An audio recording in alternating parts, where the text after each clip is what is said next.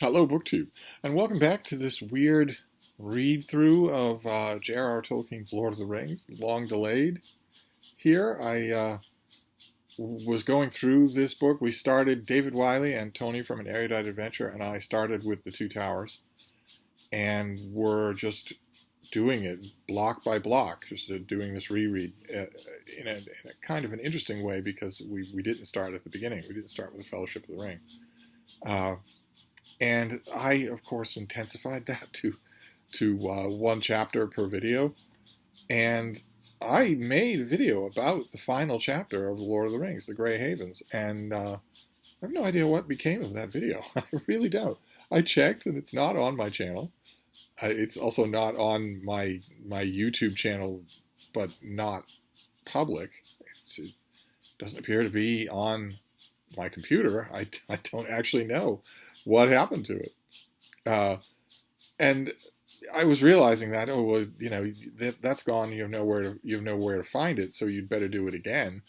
When I started to feel under the weather and just let the whole thing go.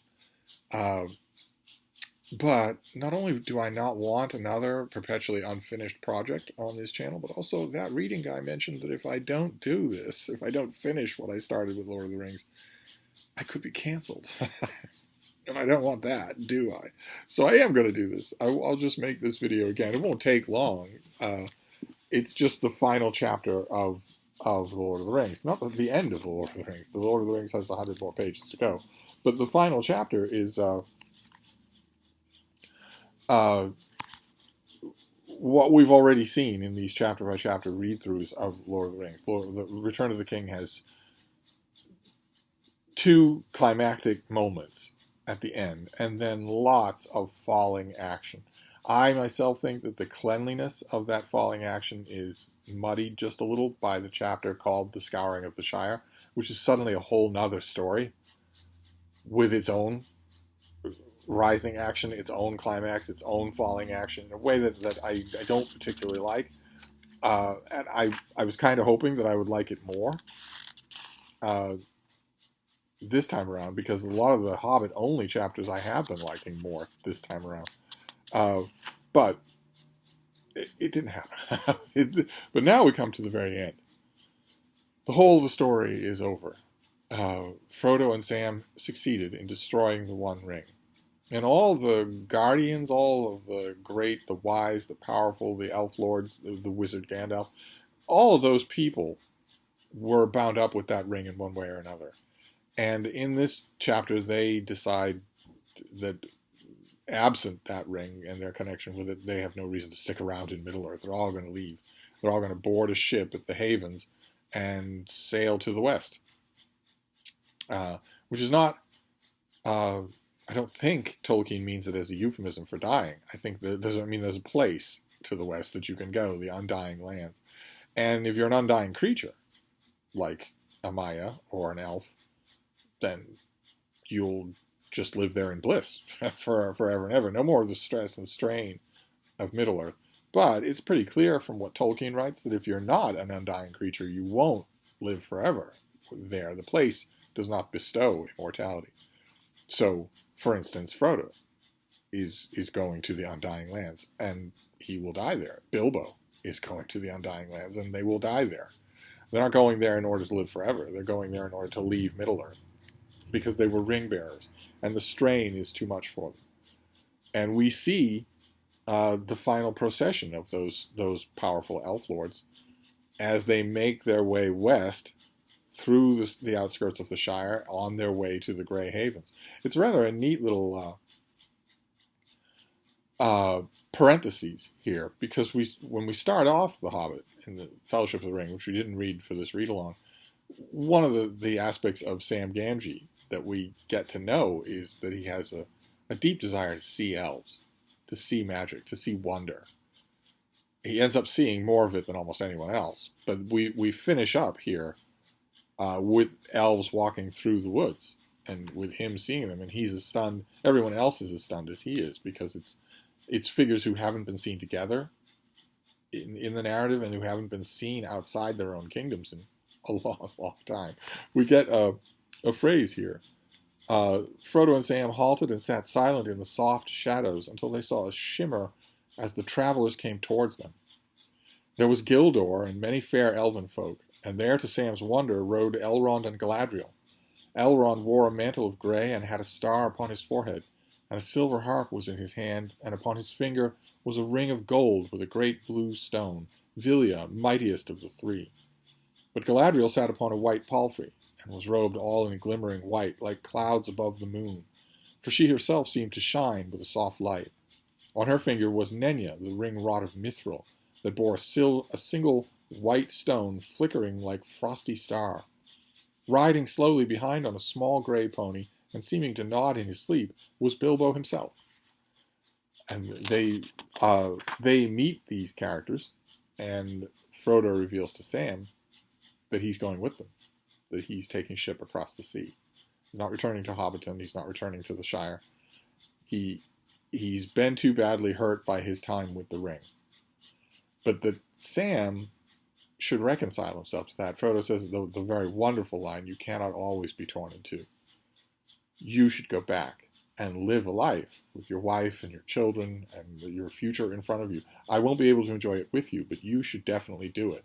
And the torn in two part, I think, looks to the fact that Sam had loyalty to both Frodo and to his married life, the Shire, his family, the normal world.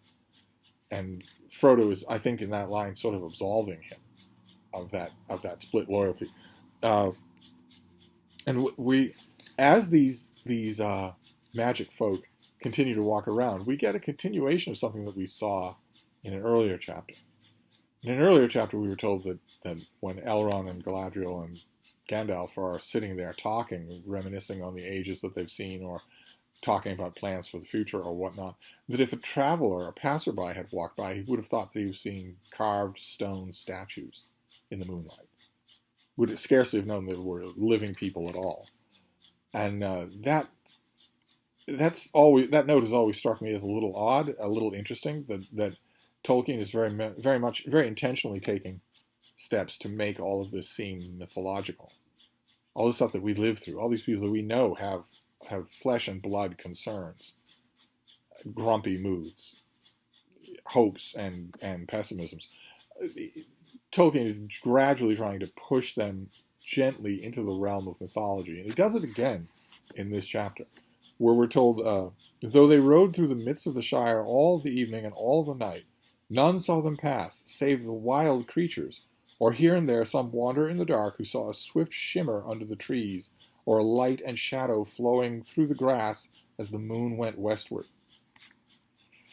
I'm not really sure why that would be.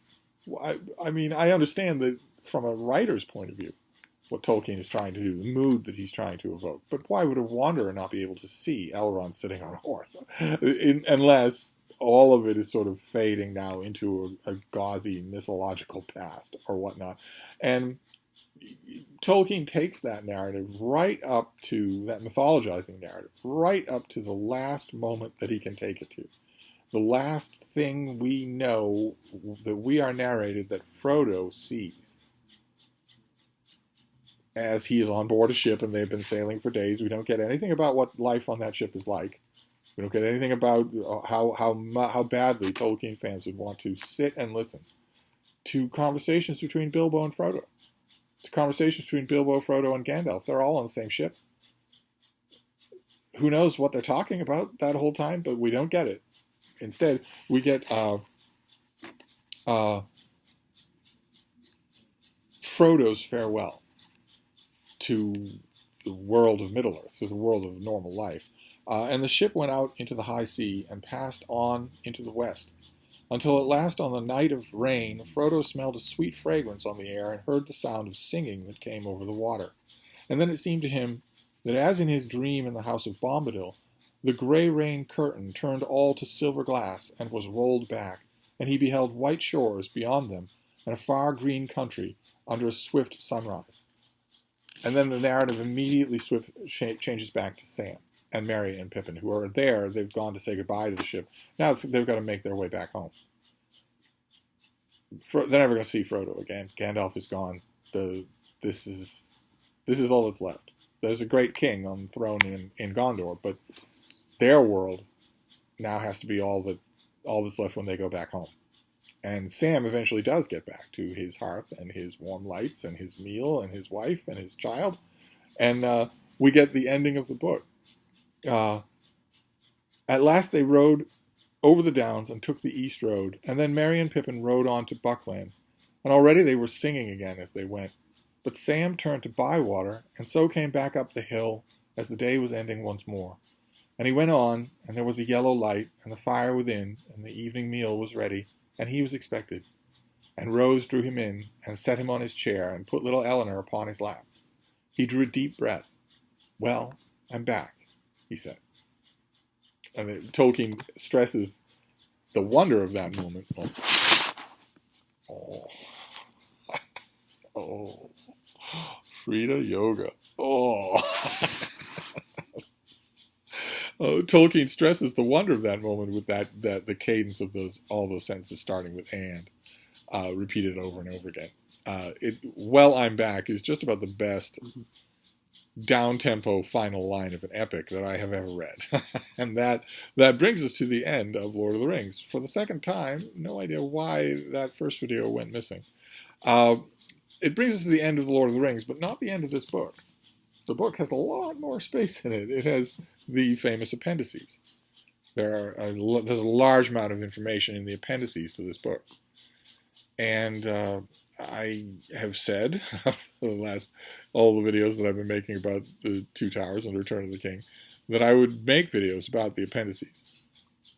And I foresaw that those videos would be contentious, because the showrunners for Amazon's The Rings of Power spent $1 billion to get the rights to these appendices.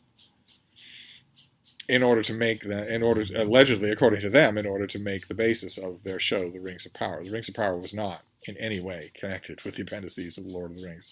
But nevertheless, that's the fiction that they put forward. And so it seemed inevitable. It seems inevitable to me that if I'm going to talk about the appendices, I'm going to have to talk about the Rings of Power as well. I don't know how to do that quite yet. I'm going to take a bit to pause and think.